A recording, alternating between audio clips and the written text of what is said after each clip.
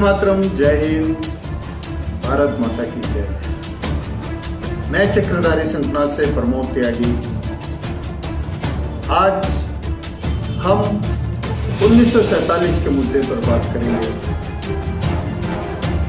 कि दोषी कौन, आतंकवादी कौन, गुंडागर्दी किसकी चली और किसने अपने वर्चस्व को चमकाने के लिए कितनी लाशों की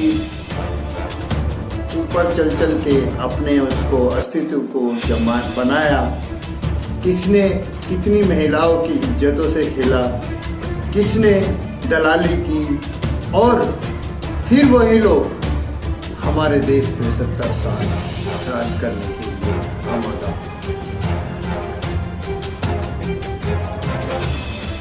नाथूराम गोडसे को सब लोग आतंकवादी बोलते हैं कि वो एक आतंकवादी था, उसने महात्मा गांधी की हत्या की। लेकिन कोई ये बोलता है कि उसने महात्मा गांधी की हत्या क्यों की? साच को आँच नहीं होती और शायद यही आज 70 सालों के बाद सारी सच्चाई खुलती जा रही है और नाथूराम गोडसे को इंसाफ मिलने की उम्मीद नजर आती है।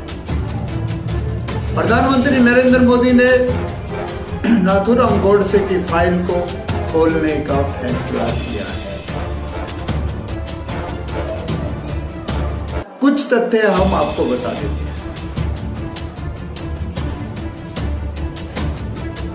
हिंदुस्तान पाकिस्तान के बंटवारे क्यों हुए, कैसे हुए? महात्मा गांधी ने, जिसे हम राष्ट्रपिता बोलते हैं, उस आदमी ने एक नमक आंदोलन किया और नमक आंदोलन में जब पुलिस उसको गिरफ्तार करके ले गई, जेल के अंदर उसने पेशाब कर दिया और वहीं से महात्मा गांधी ने देश के प्रति देशभक्ति दिखाना बंद कर दिया। वो सिर्फ अंग्रेजों का खपरी बन गए।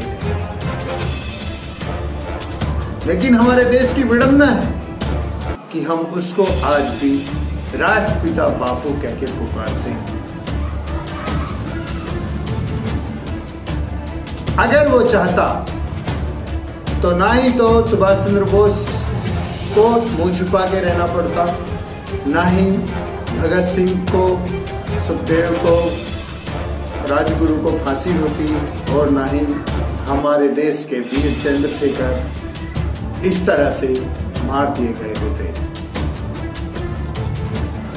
हमारे देश को आजादी दिलाने वालों की शहादत आस्तीन के सांपों ने दी है। उनकी बलि उनके साथ में छुप के एक तरफ मीठी छुरी बोलते हैं, जैसे मीठा विष बोलते हैं, इस तरह से उन लोगों का, जो हमारे देश के महान लोग थे, जिनके ऊपर देश आजाद हुआ था, उन लोगों को मरवा दिया गया है। क्यों? अगर वो जीवित रहते तो इनका वर्चस्व ही समाप्त हो चुका होता, इनका नाम निशान मिट गया होता। इन्होंने अपना नाम बचाने के लिए उन सबको पहले मरवा दिया। फिर जो चोर चमार रह गए, उनकी एक मीटिंग हुई और उस मीटिंग में उन्होंने सब हिस्सा बांटना शुरू कर दिया। ये कश्मीर इस आदमी का रहेगा, पाकिस्तान इस आदमी का रहेगा, पश्चिम पाकिस्तान इस आदमी का रहेगा, उत्तर पाकिस्तान इस आदमी का रहेगा। इस तरह से इन लोगों ने बंटवारा करना शुरू किया और फिर हिंदुस्तान में एक नरसंहार हुआ। हिंदुस्तान पाकिस्तान बंटने पर एक बहुत बड़ा नरसंहार हुआ। पाकिस्तान से करोड़ों औरतें की अस्मत लूटी गई, लाखों बच्चों को मार दिया गया और कितने लाख आदमियों की लाशें यहाँ पे ट्रेन में भर भर के आई। और उस पे लिखा, हर ट्रेन पे लिखा था आजादी का तोहफा। उसके बाद इतना सब सहने के बाद भी जब पाकिस्तान से आए हुए हिंदू शरणार्थी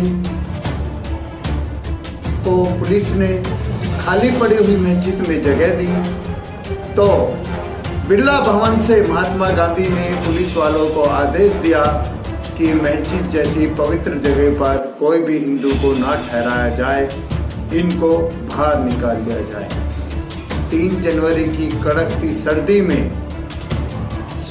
4 लाख शरणार्थी बाहर रोड पे छोड़ दिए गए।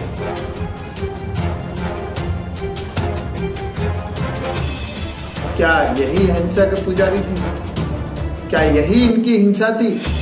क्या इसी तरह के ये हिंसा के बापू कहलाए?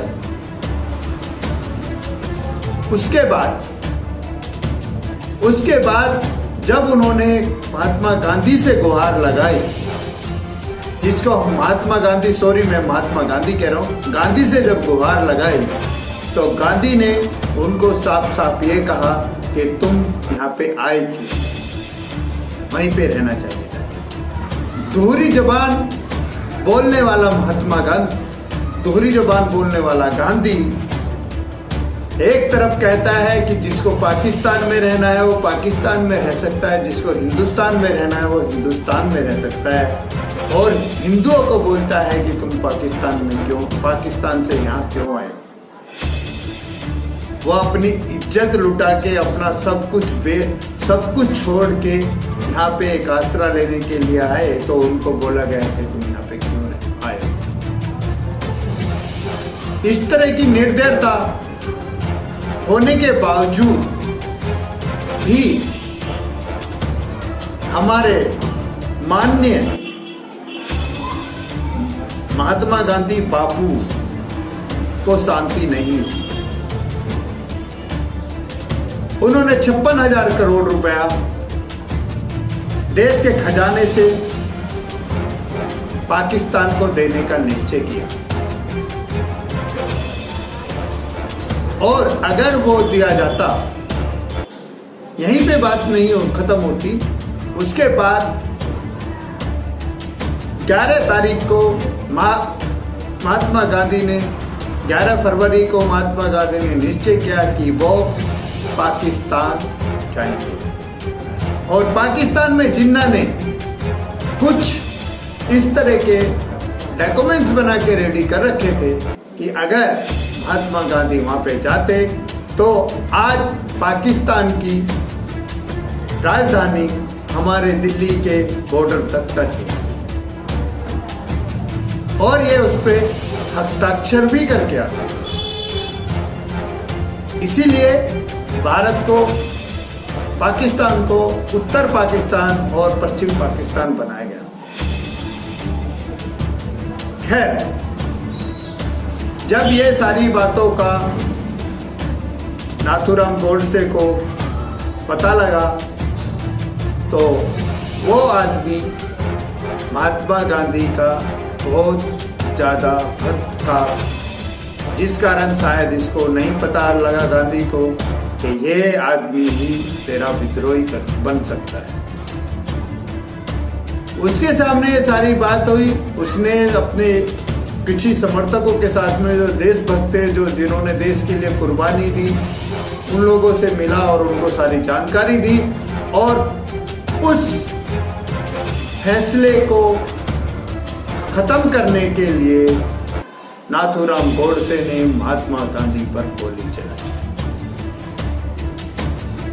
अगर वो अपनी बात को, उसने अपनी सफाई भी नहीं दी, क्योंकि वो एक सच्चा देशभक्त था, और देश बचाने के लिए उसने भगत सिंह, राजगुरु, सुखदेव, चंद्रशेखर और सुभाष चंद्र, हमारे लाखों करोड़ों देशभक्तों की तरह अपनी जान गंवा के अपने देश की लाज बचाई। लेकिन हम लोगों को 70 साल तक इस भ्रम में रखा गया कि नाथूराम गोडसे कातिल है और महात्मा बापू बहुत अच्छे थे, जबकि ऐसा कुछ भी नहीं।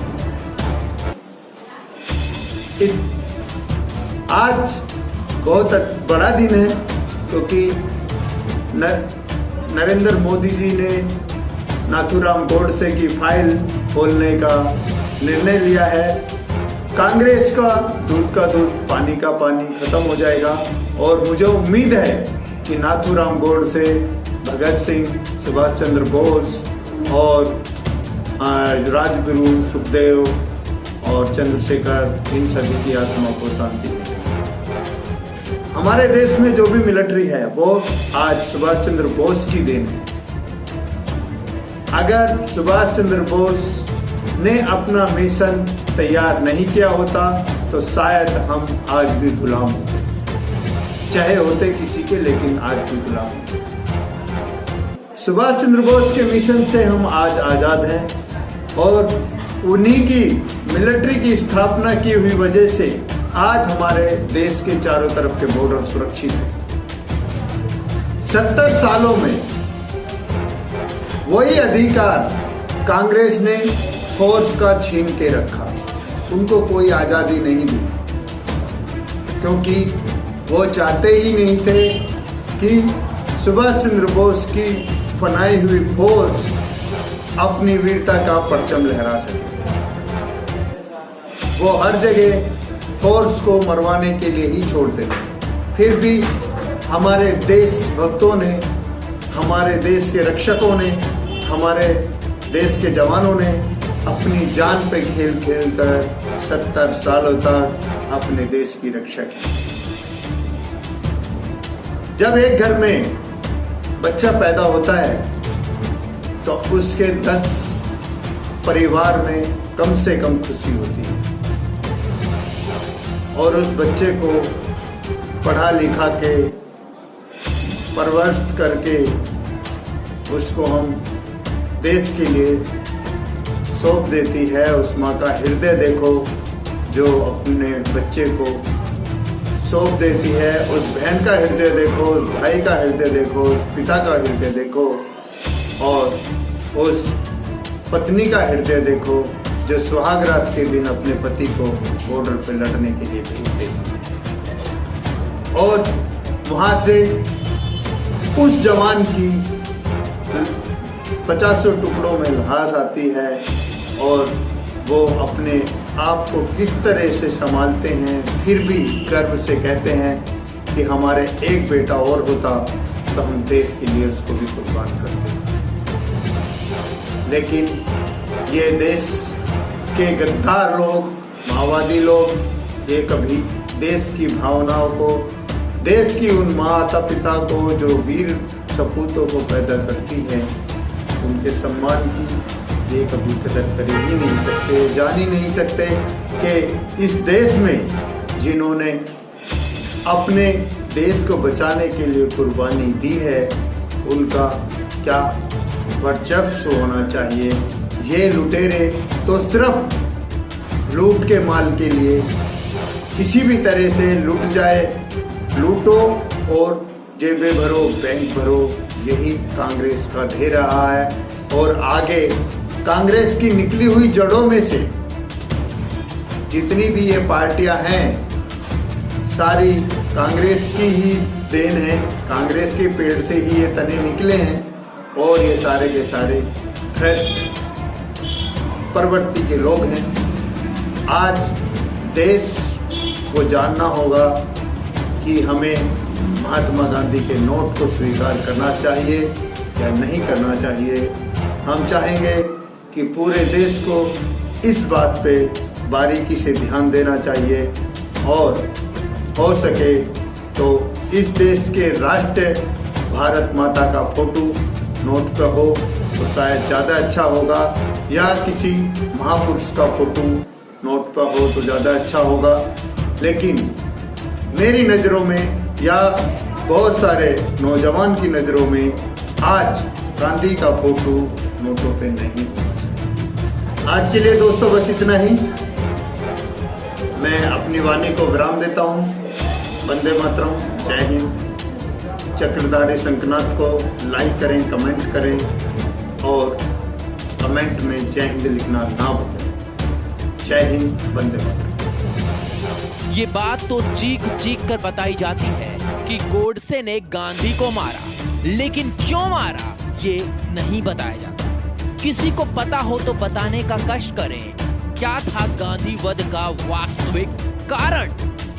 क्या हुआ 30 जनवरी की रात्रि को पुणे के ब्राह्मणों के साथ? क्या था सावरकर और हिंदू महासभा का चिंतन?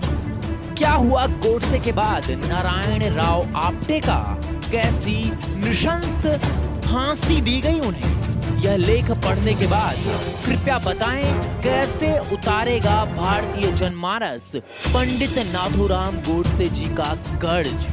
आइए इन सब सवालों के उत्तर खोजें। पाकिस्तान से दिल्ली की तरफ से जो रेलगाड़ियां आ रही थी उनमें हिंदू इस प्रकार बैठे थे जैसे माल की बोरियां एक के ऊपर एक रखी जाती।